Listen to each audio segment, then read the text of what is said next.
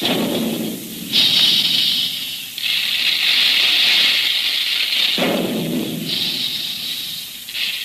all adventure fans, calling all Dick Tracy fans, stand by. Here comes Dick Tracy now.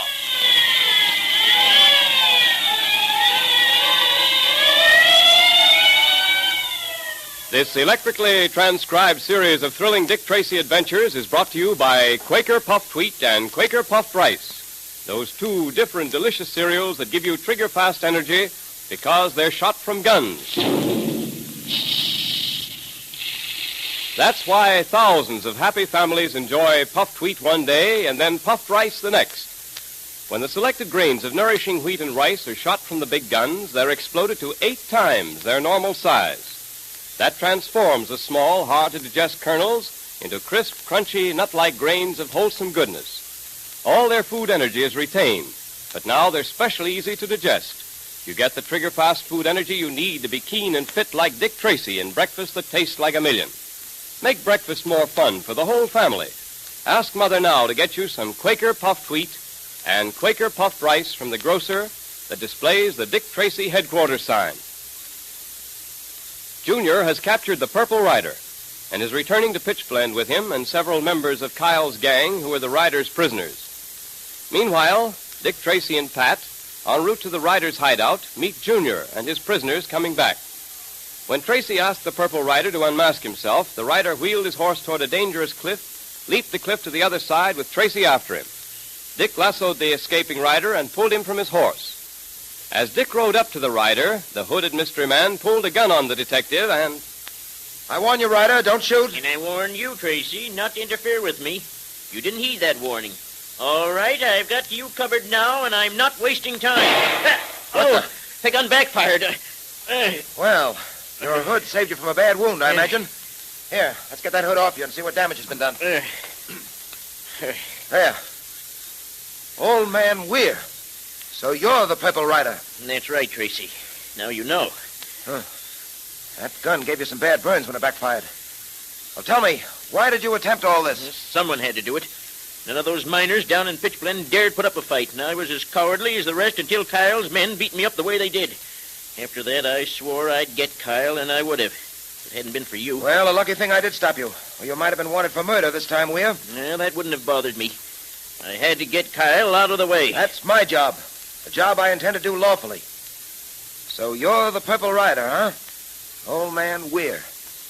I didn't think you'd really pull the trigger of that gun. If it hadn't backfired, I'm afraid I wouldn't be here now. I shouldn't have done it. I was crazy, I guess. All I knew at the moment was I had to get away. I couldn't let you take me. Well, you got me now. Yes, and I think we better get you down to Pitchblende as quickly as possible. You'll need first aid for those burns. I'll say this, whether you believe it or not. If I had hurt you, and if that gun hadn't backfired, I would never have forgiven myself. Oh, Dick! Dick! Everything all right? Yes, Pat. Look here. Meet me at the base of this cliff. You stay on your side, and I'll stay over here until we get to the bottom. No sense risking our necks trying to cross again. Okay. See you down below.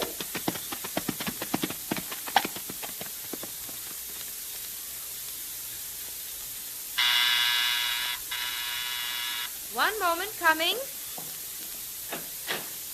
Miss Trueheart? Yes? You don't know me, but may I come in?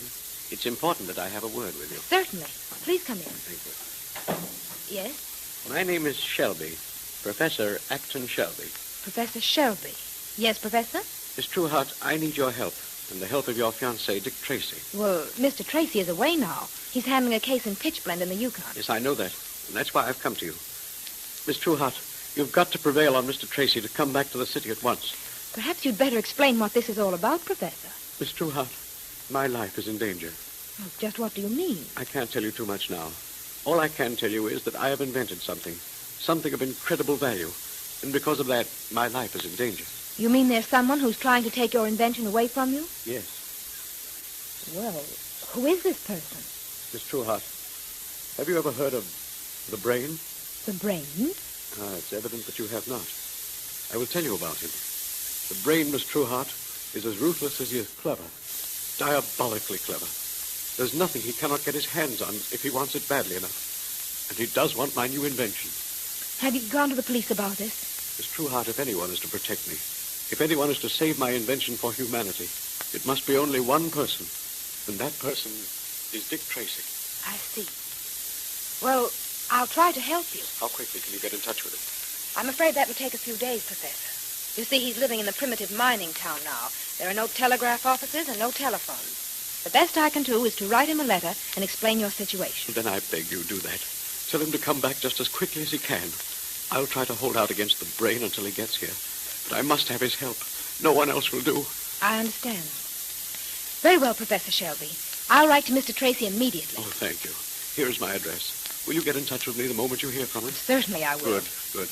And now, good night, Miss Trueheart. Good night. I'd better write to Dick at once. And I think perhaps I'd better write in code.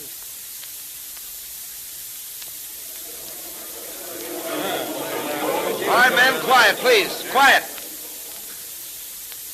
Boys, I've asked you to meet me here tonight because there are a few things I have to say to you. Go ahead, Mr. Tracy. We're listening. All right, I won't waste words. I've been here in Pitchblende for some time now, and I've been doing all I can to free you from the vicious grip that Vernon Kyle has upon you and this town. But, boys, you haven't done your share. In my work here, I've run into obstacles I never expected to encounter. And many of those obstacles have been put there by you yourselves. Now, hold on, Mr. Tracy. We don't know what you're talking about. We're for you, not against you. Yes, I know that, boys. But you're for me in what I might call a negative way. There's only one way to rid this country of Vernon Kyle. Yeah, what's that, Tracy? You boys must find the courage to stand up in court and testify against him. Kyle has threatened and terrorized you into signing away over 50% of your claims. Those who have offered resistance have been beaten. Several have been killed. And still, we haven't the evidence to convict Kyle. All because you boys here, who can supply that evidence, are afraid to appear in a court of law and tell what you know. Now, I don't like to say this, but to put it bluntly, boys, I think it's because you're afraid. You're right. We are afraid. Sure we are. All right, then. How long is this going to go on? I'm here to help you, to organize ways and means of putting Kyle where he belongs. And make no mistake about it, it can be done. Well, maybe it can, and maybe it can't. I'm afraid you're barking up the wrong tree, Tracy. We've learned our lesson. Say, Dick, do you think it'd be all right if I said something to these men? Certainly, Junior.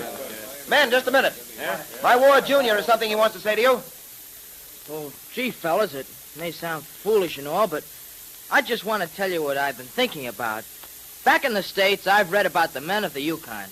What fearless, courageous fellas they were. Well, gee, I thought they really were something, and, well, I still think they are really something. But, well, they can't all be afraid of just one man. They can't now, can they? It's not just one man. It's a mob. Whole gang. Men, do you realize that this boy here is the one who captured the Purple Rider and 4 of Kyle's gang? Having the odds against him didn't worry him. And the odds really aren't against you, if you'll just make up your minds to fight. Captured the Purple Rider. We'll see. Oh, what I did has got nothing to do with it. Yes, it has to. Boys, he kept that rider at bay with nothing but a broken stirrup. Now, we ain't going to let no kid be braver than we are we? Now, that's the way to talk. No one on earth can lick an old sourdough of the Yukon once he makes up his mind to fight. Here, you tell him, Tracy. Yeah, we've let Kyle get away with murder, but it's got to stop. We'll show the kid. Let's get Kyle for Junior, fellas. Come on. Let's go down and get Kyle right now. Let's drag him out of that Morning Star Hotel of his and string him up. No. Wait a minute, boys. Wait a minute.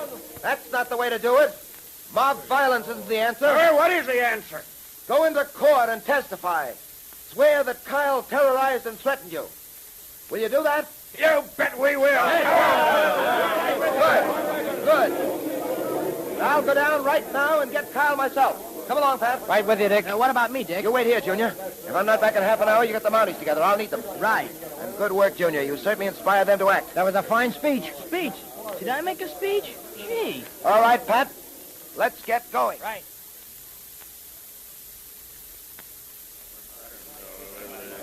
Hey, shut up, you guys. Kyle wants to say something. Boys, we're getting out of Pitchblende. Pulling out?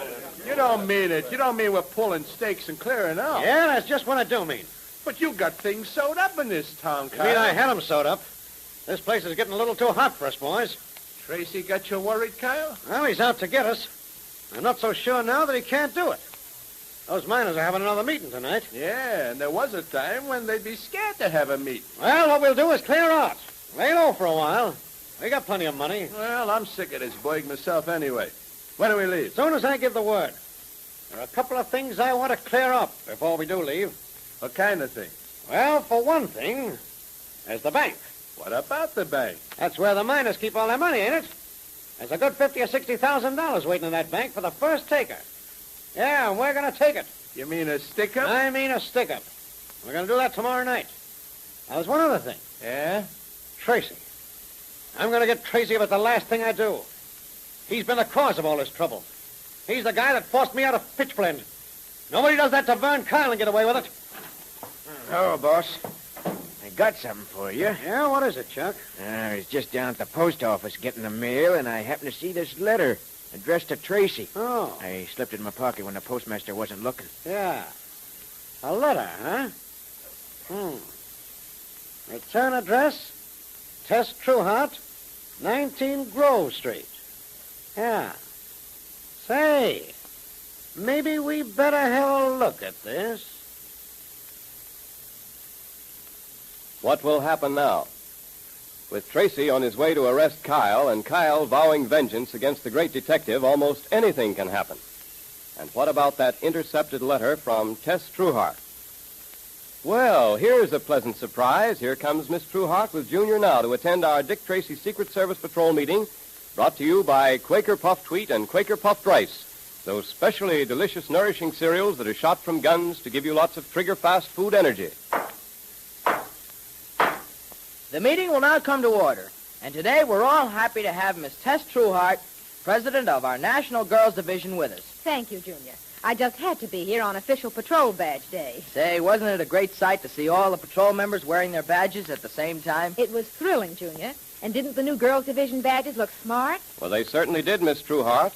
But the most impressive thing was to see what exceptionally fine boys and girls we have in the patrol. Yes, and to see how many swell fellas and girls belong to the patrol. It looked as though every real, wide-awake, adventure-loving boy and girl in the country was a member. Well, hundreds of thousands of them do belong to the patrol, but there are thousands who haven't joined yet. And Dick Tracy wants every courageous, red-blooded boy and girl who stands for law and order to be a member of his patrol. You bet. So listen, patrol members, let's show Dick Tracy the sort of stuff we're made of. Let's get all our friends to join the patrol now. And if you aren't a member of the Dick Tracy Secret Service Patrol or the National Girls Division, join now. Be one of the fine boys or girls that Dick Tracy is so proud of. You know, it's very easy to join. There are probably some of those famous red and blue packages of Quaker Puffed Wheat or Quaker Puffed Rice in your pantry right now. Now, just tear off the top panel that says, 3 wrappings guard its crispness. And then print your name and address on a plain piece of paper, and also print the word boy if you're a boy, or girls division if you're a girl, at the top of the page. Put it in an envelope with 2 Quaker Puffed Wheat or Quaker Puffed Rice box tops, or one of each, and mail it to Dick Tracy, Box L, Chicago. Now, if there isn't any Quaker Puffed Wheat or Quaker Puffed Rice in the pantry now, ask Mother to get you a package of each at the grocer's right away. Remember, those 2 delicious cereals are shot from guns to give you lots of trigger-fast food energy.